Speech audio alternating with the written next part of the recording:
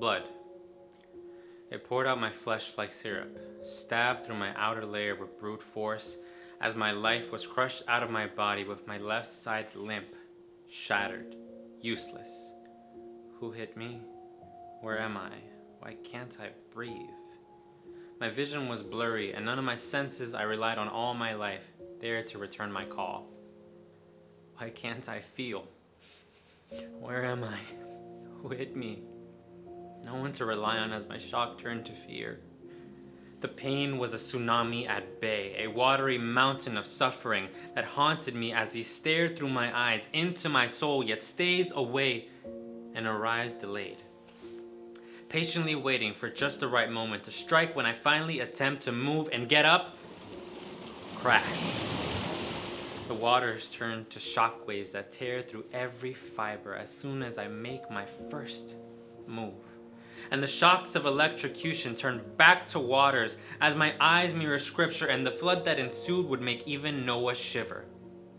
Then, he must have remembered Pharaoh's judgment and felt inspiration as the waters turned to blood flowing from the wounds on my head, covering my sight, my right eye blind with what coursed through my veins as life now a veil of death. Finally, I surrender.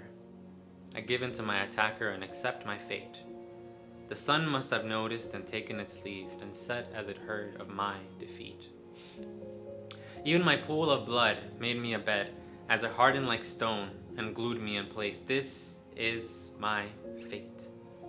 Never to eat, never to sleep, never to laugh, never to marry,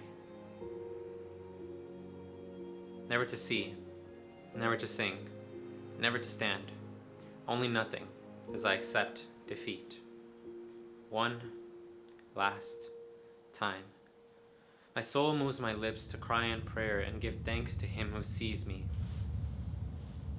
Silence fades to black and curtains close was the natural conclusion at the footstep of death. But say it with me. Say it with me. But not death, but God instead. Explosion! Then fire erupts, engulfing the land, not a spot free as my heart screams, don't give up! In a second, my soul remembers. Love? Love that is selfless, compassionate, protective, empathetic. My thoughts turn from me to others. What will they feel? How long will they cry? How will this hurt them? Will this break them even further? What dark places may they turn to if I should be beat? From the top of my head to the tips of my toes, my all wasn't enough. I had to go further beyond 120, 150, no, 200% of my strength. I let wisdom take over and lead my limbs out of that tomb, wiggle and crawl, shift and turn. Breathe in power, breathe out fear. Wiggle and crawl, shift and turn, fight like their lives depended on it. Wiggle and crawl, shift and turn. The adrenaline fades as the pain re-enters the stage. Wiggle and crawl, shift and turn. It's been hours of moving inch by inch, pulling my body with the strength that remained in my right wrist. This can't be possible. This can't be real. A miracle before me. I'm finally outside.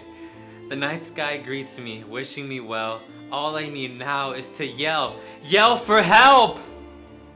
Mercy was ready, and it didn't take long for the sweet sound of sirens to rescue me from my fall.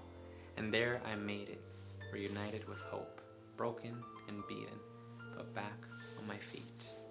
Now knowing and having something greater than me, firmly confident, smiling at the truth that love can't be beat.